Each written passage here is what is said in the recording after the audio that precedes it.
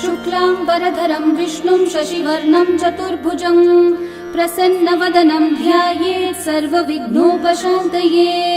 व्यासं वसिष्ठनप्तारं शक्तै पौत्रमकल्मषं पराशरात्मजं वन्दे शुकतातं तपोनिधिं। व्यासाय विष्णुरूपाय व्यासरूपाय विष्णवे नमो वै ब्रह्मनिधये वासिष्ठाय नमो नमः। अविकाराय शुद्धाय नित्याय परमात्मने सदैकरूपरूपाय विष्णवे सर्वजिष्णवे। यस्य स्मरणमात्रेण जन्म संसारबन्धनात् विमुच्यते नमस्तस्मै विष्णवे प्रभविष्णवे। ॐ नमो विष्णवे प्रभविष्णवे। श्रीवैशम्पायन उवाच श्रुत्वा धर्मानशेषेण पावनानि च सर्वशः युधिष्ठिरः शान्तनवं पुनरेवाभ्यभाषत। युधिष्ठिर उवाच किमेकं दैवतं लोके किं वाप्येकं परायणं स्तुवन्तः कमर्चन्तः प्राप्नुयुर्मानवा शुभम्। को धर्मः सर्वधर्माणां भवतः परमो मतः किं जपन्मुच्यते जन्तुर्जन्म संसारबन्धनात्। श्रीभीष्म उवाच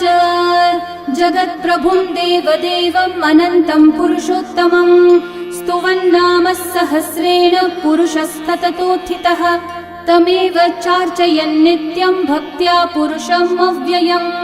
ध्यायन् स्तुवन्नमस्यं च यजमानस्तमेव च।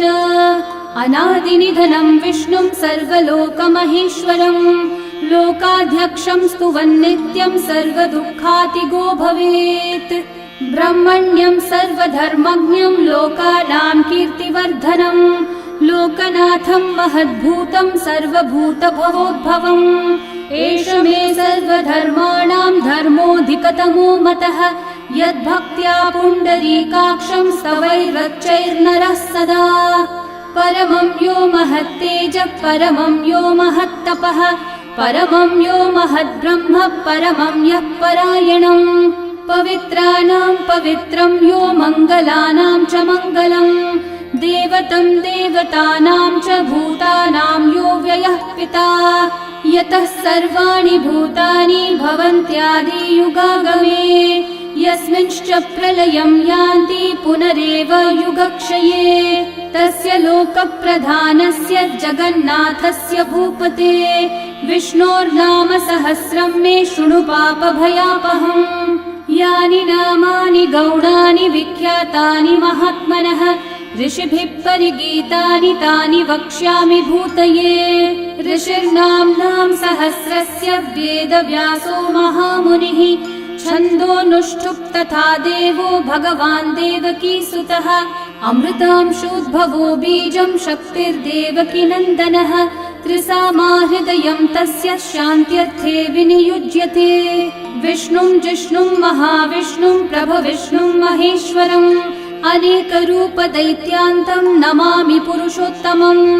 अस्य श्रीविष्णोर्दिव्यसहस्रनामस्तोत्रमहामन्त्रस्य श्रीवेदव्यासो भगवान् ऋषिः अनुष्ठुप्छन्दः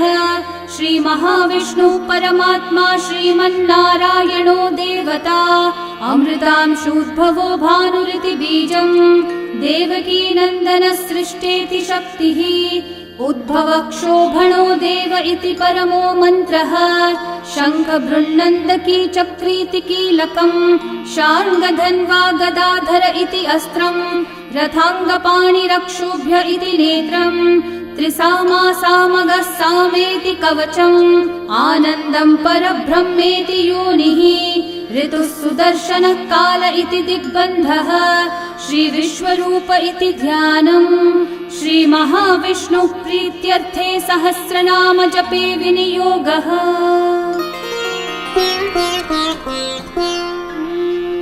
ध्यानम्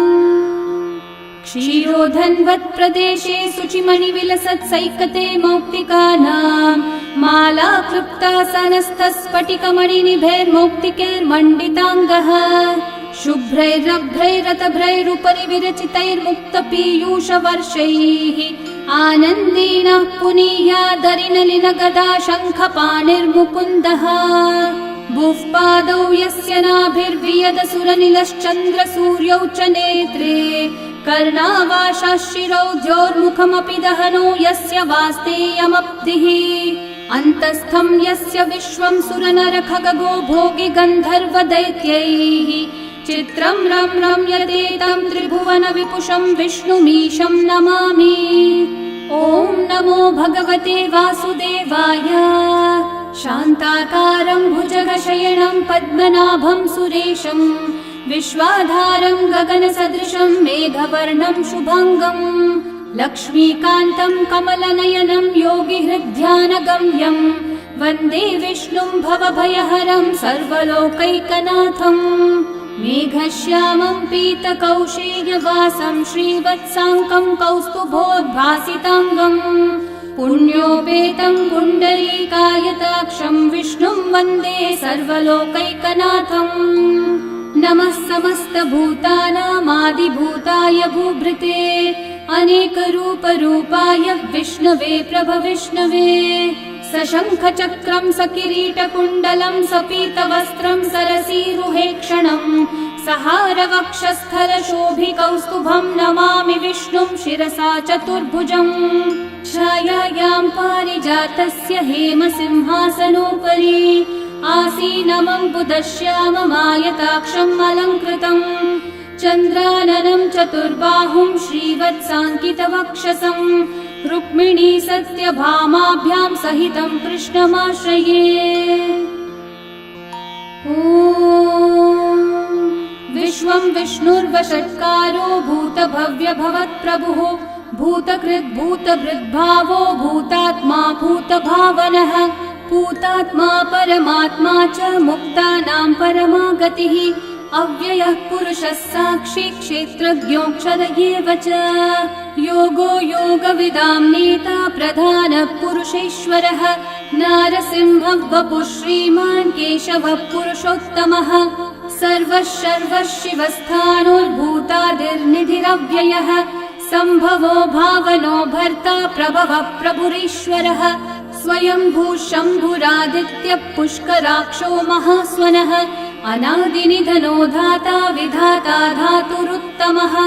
अप्रमेयो ऋषिकेशः पद्मनाभोऽमरः प्रभुः विश्वकर्मा मनुस्त्वष्टा स्थविष्ठस्थविरो ध्रुवः अग्राह्यः शाश्वतः कृष्णो लोहिताक्षः प्रतर्दनः प्रभुतस्त्रिककुब्धामः पवित्रं मङ्गलं परम् ईशानः प्राणदः प्राणो ज्येष्ठः श्रेष्ठः प्रजापतिः हिरण्यगर्भो भूगर्भो माधवो मधुसूदनः ईश्वरो विक्रमी धन्वी मेधावी विक्रमक्रमः अनुत्तमो दुराधर्षः कृतज्ञः कृतिरात्मवान् सुरेशः शरणं शर्म विश्वरेतः प्रजाभवः अहः संवत्सरो व्याळः प्रत्ययः सर्वदर्शनः अजः सर्वेश्वरः सिद्धिः सिद्धि सर्वादिरच्युतः वृषा कपिरमेयात्मा सर्वयोगविनिःसृतः वसुर्वसुमना सत्यः समात्मा संवितः समः अमोघः पुण्डरीकाक्षो वृषकर्मा वृषाकृतिः रुद्रो बहुशिरा बभ्रुर्विश्वयोनिः शुचिश्रवाः अमृतः शाश्वतस्थाणुर्वरारोहो महातपाः सर्वगः सर्वविद्भानो विश्वक्सेनो जनार्दनः वेदो वेदविदव्यङ्गो वेदाङ्गो वेदवित्कविः लोकाध्यक्षः सुराध्यक्षो धर्माध्यक्षः कृताकृतः चतुरात्मा चतुर्व्यूहश्चतुर्दंष्ट्रश्चतुर्भुजः भ्राजिष्णुर्भोजनं भोक्ता सहिष्णुर्जगदादिजः अनघो विजयो जेता विश्वयोनिः पुनर्वसुः उपेन्द्रो वामनः प्रांशुरमोघः शुचिरूर्चितः अतीन्द्रः सङ्ग्रहः सर्गो धृतात्मा नियमो यमः वेद्यो वैद्यः सदा योगी वीरः माधवो मधुः अतीन्द्रियो महामायो महोत्साहो महाबलः महाबुद्धिर्महावीर्यो महाशक्तिर्महाद्युतिः अनिर्देश्य वपुः श्रीमान् अमेयात्मा महाधृतक्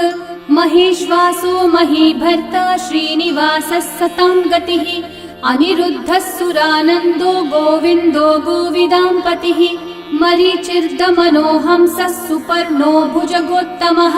हिरण्यनाभः सुतपः पद्मनाभः प्रजापतिः अमृत्युः सर्वदृक्सिंहः सन्धाता सन्धिमान् स्थिरः अजो दुर्मशनः शास्ता विश्रुतात्मा सुरारिः गुरुर्गुरुतमो धामः सत्यः सत्यः पराक्रमः निमिषो निमिषस्रग्वी वाचस्पतिरुदारधीः अग्रणीर्ग्रामणी श्रीमान् न्यायो नेता समीरणः सहस्रमूर्धा विश्वात्मा सहस्राक्षः सहस्रपात् आवर्तनो निवृत्तात्मा संवृतः सम्प्रमर्दनः अहः संवर्तको वह्निरनिलो धरणीधरः सुप्रसादः प्रसन्नात्मा विश्वदृग्विश्वभुग्विभुः सत्कर्ता सत्कृतः साधुर्जन्मोर्नारायणो नरः असंख्येयो प्रमेयात्मा विशिष्टः शिष्टकृच्छुचिः सिद्धार्थः सिद्धसङ्कल्पः सिद्धिदः सिद्धिसाधनः वृषाही वृषभो विष्णुर्वृषपर्वा वृषोदरः वर्धनो वर्धमानश्च विविक्तः श्रुतिसागरः सुभुजो दुर्धरो वाग्मी महेन्द्रो वसुदो वसुः नैकरूपो बृहद्रूपः क्षिपिविष्टप्रकाशनः ओजस्तेजोद्युतिधरः प्रकाशात्मा प्रतापनः ऋद्धः स्पष्टाक्षरो मन्त्रश्चन्द्रांशूर्भास्करद्युतिः अमृतांशूद्भवो भानुः शशबिन्दुः सुरेश्वरः औषधं जगतः सेतुः सत्यधर्मः पराक्रमः भूतभव्यभवन्नाथः पवनः पावनो नलः कामः कामकृत्कान्तः कामः कामप्रदः प्रभुः युगादिकृद्युगावर्तो नैकमायो महाशनः अदृश्यो व्यक्तरूपश्च सहस्रजिदनन्तजित् इष्टो विशिष्टशिष्टेष्ठः शिखण्डी नहुषो वृषः क्रोधः क्रोधकृत्कर्ता विश्वबाहुर्महीधरः अच्युतः प्रथितः प्राणः प्राणदो वासवानुजः अपान्निधिरधिष्ठानम् अप्रमत्तः प्रतिष्ठितः स्कन्दस्कन्दद्धरो धुर्यो वरदो वायुवाहनः वासुदेवो बृहद्भानुरादिदेवः पुरन्दरः अशोकस्थारणस्थारः शूरः शौरिर्जनेश्वरः अनुकूलः शतावर्तः पद्मी पद्मनिभीक्षणः पद्मनाभोरविन्दाक्षः पद्मगर्भः शरीरभृत् महर्धिरिग्धो वृद्धात्मा महाक्षो गरुडध्वजः अतुलः शरभो भीमः समयज्ञो हविर्हरिः सर्वलक्षणलक्षण्यो लक्ष्मीवान् समितिञ्जयः विक्षरो रोहितो मार्गो हेतुर्दामोदरः सहः महीधरो महाभागो वेगवानमिताशनः उद्भवक्षोभणो देवः श्रीगर्भः परमेश्वरः करणं कारणं कर्ता विकर्ता गहनो गुहः व्यवसायो व्यवस्थानः संस्थानस्थानदो ध्रुवः परर्धि परमस्पष्टः तुष्टः पुष्टः शुभेक्षणः रामो विरामो विरतो मार्गो नेयो नयो नयः वीरशक्तिमतां श्रेष्ठा धर्मो धर्मविदुत्तमः वैकुण्ठः पुरुषः प्राणः प्राणदः प्रणवपृथुः हिरण्यगर्भः शत्रुघ्नो व्याप्तो वायुरधोक्षजः ऋतुः सुदर्शनः कालः परमेष्ठी परिग्रहः उग्रः संवत्सरो दक्षो विश्रामो विश्वदक्षिणः विस्तारस्थावरस्थाणुः प्रमाणं बीजमव्ययम् अर्थोऽनर्थो महाकोशो महाभोगो महाधनः अनिर्विण्णस्थविष्ठो भूर्धर्मयूपो महामखः नक्षत्रनेमिर्नक्षत्री क्षामः समीहनः यज्ञयुज्यो महेज्यश्च क्रतुः सत्रं सताङ्गतिः सर्वदर्शी विमुक्तात्मा सर्वज्ञो ज्ञानमुत्तमम् सुहृतः सुमुखः सूक्ष्मः सुघोषः सुखदः सुहृत् मनोहरो जितक्रोधो वीरबाहुर्विदारणः स्वापनस्ववशो व्यापी नैकात्मा नैककर्मकृत् वत्सरो वत्सलो वत्सी रत्नगर्भो धनेश्वरः धर्मकृद्धर्मी सदसक्षरमक्षरम् अविज्ञाता सहस्रांशूर्विधाता कृतलक्षणः गभस्तिनेमि सत्त्वस्थः सिंहो भूतमहेश्वरः आदिदेवो महादेवो देवेशो देवभृद्गुरुः उत्तरो गोपतिर्गोप्ता ज्ञानगम्यः पुरातनः शरीरभूतभृद्भोक्ता कपीन्द्रो भूरि दक्षिणः सोमपोऽमृतपः सोमः पुरुजित्पुरुसत्तमः विनयोजयः सत्यसन्धो दाशारः सात्वतां पतिः जीवो विनयिता साक्षी मुकुन्दोऽमितविक्रमः अम्भो निधिरनन्तात्मा महोदधिशयोऽन्तकः अजो महार्हः स्वाभाव्यो जितामित्रप्रमोदनः आनन्दो नन्दनो नन्दः सत्यधर्मा त्रिविक्रमः महर्षि कपिलाचार्य कृतज्ञो मेदिनीपतिः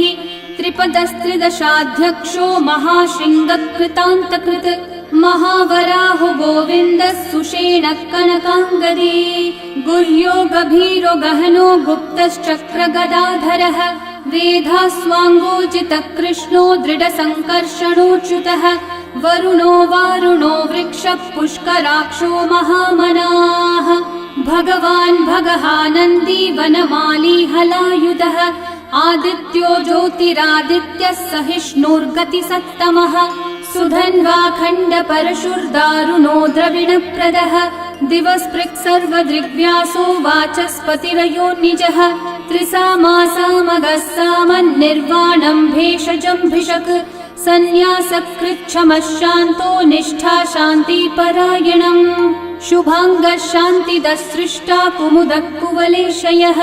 गोहितो गोपतिर्गोप्ता वृषभाक्षो वृषप्रियः अनिवर्ती निवृत्तात्मा संक्षेप्ताक्षेमकृच्छिवः श्रीवत्सवक्षा श्रीवासः श्रीपतिः श्रीमतांवरः श्रीधः श्रीशः श्रीनिवासः श्रीनिधिः श्रीविभावनः श्रीधरः श्रीकरः श्रेयः श्रीमान् लोकत्रयाश्रयः स्वक्षस्वङ्गः शतानन्दो नन्दिर्ज्योतिर्गणेश्वरः विजितात्मा विधेयात्मा सत्कीर्तिश्चिन्न संशयः उदीर्णः सर्वतश्चक्षुरनीशः शाश्वतस्थिरः भूषयो भूषणो भूतिर्विशोकः शोकनाशनः अर्चिष्मान् अर्चितः कुम्भो विशुद्धात्मा विशोधनः अनिरुद्धो प्रतिरथ प्रद्युम्नोमितविक्रमः कालनेमी निहावीरः शौरी शूरजनेश्वरः त्रिलोकात्मा त्रिलोकेशः केशवः केशिहा हरिः कामदेवः कामपालः कामिकान्तः कृतागमः अनिर्देश्य वपुर्विष्णु वीरोऽनन्तो धनञ्जयः ब्रह्मण्यो ब्रह्मकृद् ब्रह्मा ब्रह्म ब्रह्मविवर्धनः ब्रह्मविद् ब्राह्मणो ब्रह्मी ब्रह्मज्ञो ब्राह्मणप्रियः महाक्रमो महाकर्मा महातेजा महोरगः महाक्रतुर्महायज्वा महायज्ञो महाहविः स्तव्यस्तव प्रियस्तोत्रम् स्तुतिस्तोतारणप्रियः पूर्णपूरयिता पुण्यकीर्तिरणामयः मनोजवस्तीर्थकरो वसुरेता वसुप्रदः वसुप्रदो वासुदेवो वसुर्वसुमनाहविः सद्गति सत्कृति सत्ता सद्भूति सत्परायणः शूरसेनो यदुश्रेष्ठः सन्निवासः सुयामुनः भूता वासो वासुदेवः सर्वासु निलयो नलः दर्पः दर्पदो दृप्तो दुर्धरोऽथा पराजितः विश्वमूर्तिर्महामूर्तिर्दीप्तमूर्तिरमूर्तिमान् अनेकमूर्तिरव्यक्तः शतमूर्तिः शताननः एकोनैकः स वः किं यतत्पदमनुत्तमम् लोकबन्धुर्लोकनाथो माधवो भक्तवत्सलः सुवर्णवर्णो हेमाङ्गो वराङ्गश्चन्दनाङ्गदे वीरः विषमः शून्यो घृताशीरशलश्चलः अमानीमानदो मान्यो लोकस्वामी त्रिलोकधृक् सुमेधा मेधजो धन्यः सत्यमेधाधराधरः तेजो वृषो द्युतिधरः सर्वशस्त्रभृताम्बरः प्रग्रहो निग्रहो व्यग्रो नैकशृङ्गो गदाग्रजः चतुर्मूर्तिश्चतुर्बाहुश्चतुर्व्यूहश्चतुर्गतिः चतुरात्मा चतुर्भावश्चतुर्वेदविदेकपात् समावर्तो निर्वृत्तात्मा दुर्जयो दुरतिक्रमः दुर्लभो दुर्गमो दुर्गो दुरावासो दुरारिहा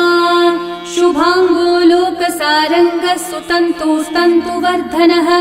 इन्द्रकर्मा महाकर्मा कृतकर्मा कृतागमः उद्भवः सुन्दर सुन्दो रत्ननाभः सुलोचनः अर्को वाजः नः शृङ्गी जयन्तः सर्वविजयी सुवर्णबिन्दु रक्षोभ्यः सर्ववागीश्वरेश्वरः महाहृदो महागर्तो महाभूतो महानिधिः कुमुदः कुन्दरः कुन्दः पर्जन्यः पावनो निलः अमृताशोऽमृतवपुः सर्वज्ञः सर्वतोमुखः सुलभः सुव्रतः सिद्धः शत्रुजिच्छत्रुतापनः न्यग्रोधोदम्बरोऽश्वत्थश्चाणूरान्ध्रनिषूदनः सहस्रार्ची सप्तजिह्वा सप्तैधा सप्तवाहनः अमूर्तिरनघोचिन्त्यो भयकृद्भयनाशनः अनुर्बृहत्कृशस्थूलो गुणवृन्निर्गुणो महान् अधृतस्वधृतस्वास्य प्राग्वंशो वंशवर्धनः भारभृत्कथितो योगी योगीशः सर्वकामदः आश्रमश्रमणश्रामः सुपर्णो वायुवाहनः धनुर्धरो धनुर्वेदो दण्डो दमयिता दमः अपराजितः सर्वसहो नियन्ता नियमो यमः सत्त्ववान् सात्विकः सत्यः सत्यधर्मपरायणः अभिप्रायप्रियार्होर्हः प्रियकृत्प्रीतिवर्धनः विहाय स गतिर्ज्योतिः सुरचिर्हुतभुक् विभुः रविर्विरोचनः सूर्यः सविता रविलोचनः अनन्तो हुतभुग्भोक्ता सुखदो नैकजोऽग्रजः अनिर्विण्णः सदा मर्षि लोकाधिष्ठानमद्भुतः सनातनतमः कपिलः कपिरव्ययः स्वस्तिदः स्वस्तिकृत् स्वस्ति स्वस्ति भुक् स्वस्ति दक्षिणः अरौद्रः कुण्डली चक्री विक्रमयूर्जितशासनः शब्दातिगः शब्दसः शिशिरः शर्वरीकरः अक्रूरः पेशलो दक्षो दक्षिणः क्षमिनाम्बरः विद्वत्तमो वीतभयः पुण्यश्रवणकीर्तनः उत्तारणो दुष्कृतिः पुण्यो दुःस्वप्ननाशनः वीरः रक्षणः सन्तो जीवनः पर्यवस्थितः अनन्तरूपोऽनन्तश्रीर्जितमन्युर्भयापहः चतुर्रश्रो गभीरात्मा विदिशो व्यादिशो दिशः अनादिर्भूर्भुवो लक्ष्मी सुवीरो रुचिराङ्गदः जननो जनजन्मादि भीमो भीमपराक्रमः आधारनिलयो धाता पुष्पहासप्रजागरः ऊर्ध्वगः सत्पथाचारः प्राणदः प्रणवप्पणः प्रमाणं प्राणनिलयं प्राणभृत्प्राणजीवनः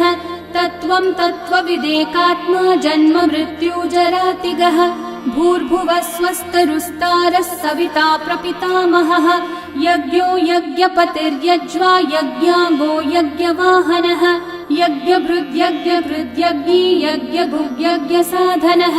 यज्ञातकृद्यज्ञगुह्यामन्नमन्नादयेव च आत्मयोनिः स्वयं जातो वैखानः सामगायनः देवकीनन्दनः सृष्टा शितीशः पापनाशनः शङ्खवृन्नन्दकी चक्री शार्ङ्गधन्वा गदाधरः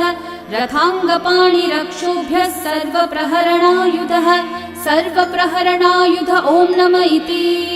वनमाली गदी शार्ङ्गी शङ्खी चक्री च नन्दकी श्रीमान्नारायणो विष्णुर्वासुदेवोऽभिरक्षतु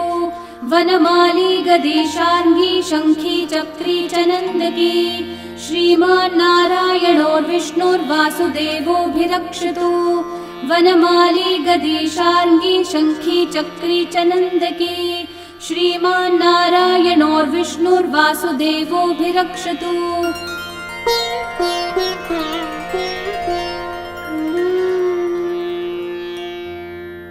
इतीदं कीर्तनीयस्य केशवस्य महात्मनः नाम्नां सहस्रं दिव्यानाम् अशेषेण प्रकीर्तितम्